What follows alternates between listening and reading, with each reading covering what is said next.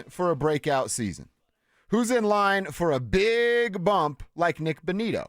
And we're basing this conversation off of an article written at The Athletic from our buddy Nick Kosmider. And Nick has 5 names that I want to kick around, and I want to see who Cecil likes. I want to hear who you like on the RamosLaw.com text line at 303-713-1043. So he has 5 names, but I think we should take one off the list. Bo Nix that's low-hanging fruit. We don't, you know what I mean? Like, we all expect him to continue to play and be the star that we have seen. So I'm going to take him off the list. Let's get down to 4 names. 4 names.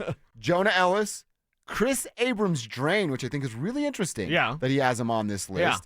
Yeah. That's number 2. Troy Franklin is number 3. And then we get down to our final one. I'm sure you're not going to like this. It's Audric Estime. Yeah. So it's Chris Abrams-Drain, no K-A-D action. Right. It's Estime, it's Franklin, and it is Ellis. And Whom Ellis. of the 4.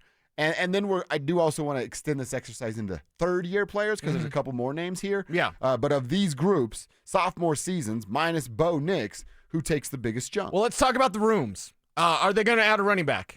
Oh, yeah, 2. They better add 2. Yeah, and Estime is not going to be able to take that jump because of the competition there. Okay. Will they add Cross him off the list. to the corner position, who they've been low-key, a lot of their 30 visits, and a tracker from Andrew Mason's on DenverSports.com, a lot of their 30 visits are corners. Mm-hmm. They're going to take a corner? Probably at some point, yeah. Chris Abrams-Drain, you've got more competition. Let's move him down the list. Okay. Are they going to take an edge rusher? Yes. Oh, no, they're going to take an interior defensive Yeah, right. So no, they have some players there. Yeah, and Andrea Tillman there with Jonah Ellis to be those young guys behind Cooper, behind Bonitto. So Ellis would be that pick. And then Franklin, are they going to take a wide receiver? They are. That's going to add more competition to the room. And Franklin's too inconsistent right now to say there will be that next step. The thing with Bonitto is first year it was like, he can rush the passer, but you're going to run at him all day. Second year, he got a little bit better, learned to stack his moves. Third year, it was on. Explosivo, as Tenacious D would say. That's what he was, and you're expecting that from these young players, but it would be Jonah Ellis. And I don't think it's the same of like, it's the same position, he'll take the same steps. Jonah Ellis was way more polished than Nick Bonitto coming out of college. Mm-hmm. So because of that, he should be ahead of him. In fact, he might have a year 3 breakout or year 2 breakout like Nick Bonitto's year 3 breakout. Mm-hmm. I'm not predicting that because then he'd be double-digit sacks. Yeah. But he's going to push for that, even as a reserve player. If he can come in, and Kev, look up the number, please, because Shaq Barrett and Shane Ray in Super Bowl 50, they're coming off the bench. Okay, what's that number? We need Jonah Ellis to have 7 sacks this year, right? Because what did he have last year, like 5 sacks? 5, yeah. So he had 5 sacks last year.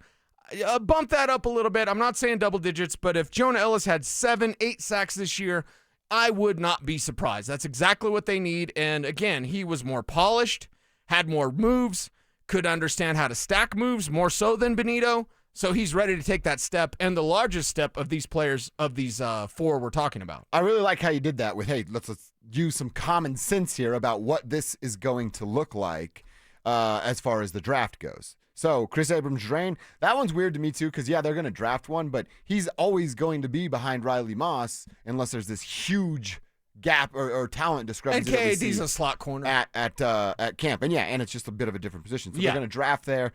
I'm not sure that that's the right one. Audric Estime, you said it, they're going to draft 2. They're essentially replacing him. He was already the odd man out last year, and they picked him in the draft. Now they're going to look to replace him. Jonah Ellis, of the 4, that probably is one there that gets an opportunity because he's going to be on the field more than Chris Abrams-Drain. He's going to be on the field more than Audric Estime.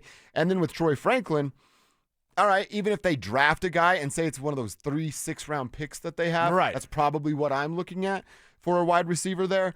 How much is that guy really going to play? I would imagine if it's a 6-round pick, you still got to come in and prove you're worthy of a final 53 roster spot.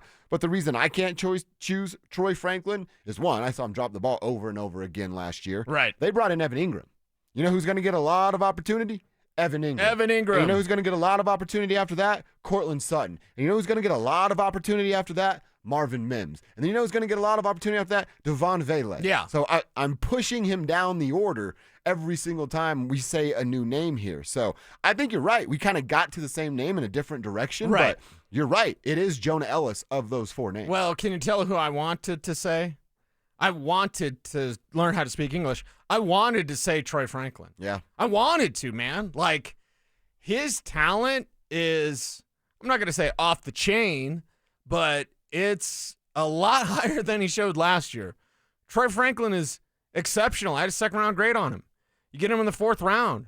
He's got the speed. He's got the late hands. He's got the my ball mentality, like run after the catch. He's got it all.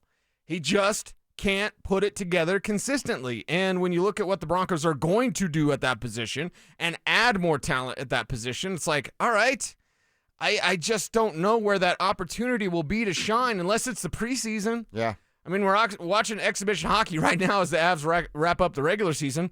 We're going to be watching exhibition football as the Broncos. Are we going to Santa Clara? Do we know that yet? Like, they're going to have a joint practice with the 49ers. It's going to be there. Oh, yeah. We need to be there. I thought you meant for the Super Bowl. Oh, that too. We're going back. Kev's going back, relive his memories now 10 years later. But, like, yeah, when I look at who they've been looking at in terms of they had a virtual visit with Ty Felton, the Maryland wide receiver, seen as a kind of a 4th, 5th round pick. He's a speed guy. I look at Isaac Tesla, don't burn his car down, the Arkansas wide receiver. He's huge and a freak. It's like freak athlete, just crazy. 6'3", jump out of the building. What was his 40? His 40 was like 39 inches. Nice. Or excuse me, his vertical was like 39 inches. Like just craziness, insanity. So they're looking at big and fast receivers. Okay, Troy Franklin, you're fast. You got some length to you. Yeah. But you're going to have other guys that are big and long and fast, ready to compete with you. Well, and I mean, I know what Sean Payton said a week ago, right? Or whatever that was at the owners' meetings. Like, we still want to give room for these guys to develop. Oh, yeah? How can we keep bringing wide receivers in to talk to then? So you can say all these things, but your actions are going to lead us in a different direction, and that's exactly what this is. So are they done with Troy Franklin? No, I don't think that. No. But I would say he's not going to get – you show up the first few weeks the way you did this last season, your opportunities will be taken away from you. Yeah, he's got to do what Marvin Mims did without having the special teams ability that Marvin Mims has. Marvin Mims earned his role. He earned it. He took it. Mm-hmm. He took it from Johnny Moe. Yeah, I do have – there are 3 third-year players that I want to talk to you about. We'll do that a little bit later on in the show because these are just second-year guys, and we took Bo off the list. But 3 third-year players that I think also all could be made an argument for to take a big jump, and we'll get into that. Seeing you guys on the text line, Troy Franklin's actually getting a lot of love here as the player to take that Not big Oregon jump. Trey? Or yes, Oregon Trey? No, and it's not Oregon Trey. Okay. Yeah. There you go. Tribe has spoken then. Yesterday, Oregon Trey texted in and asked, it was the coach of Oregon, Dan Lanning's birthday. Oh, okay. And he's like, when are you guys going to sing him happy birthday, and what did you get him? And I said, we got him a 3rd-place ribbon. He's got a bunch of those.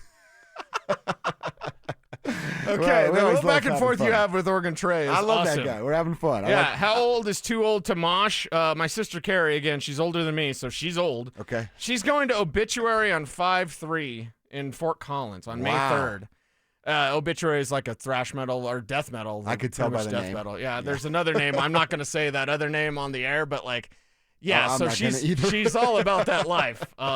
So yeah, you can be old and be moshing. Okay. Kev, have you ever moshed? No. Dude, you're why a big not? guy. You're a big guy. I would tear my ACL or something. Like, I would get hurt. No, you're supposed to tear their ACL. No, Yeah. You can go punch people for free. Did you You guys don't get not in just trouble. see Ty kick my butt the other day? Fair point. I'm not fighting anyone right now. Spivak's got to be a mosher. In his day, I bet. Not even a little bit. Are you kidding What? me? I'm way too laid back for that. You're You're a man. big guy, preppy. too. You're I am. tall. Yeah, strong. no. Oh. Not moshing was not.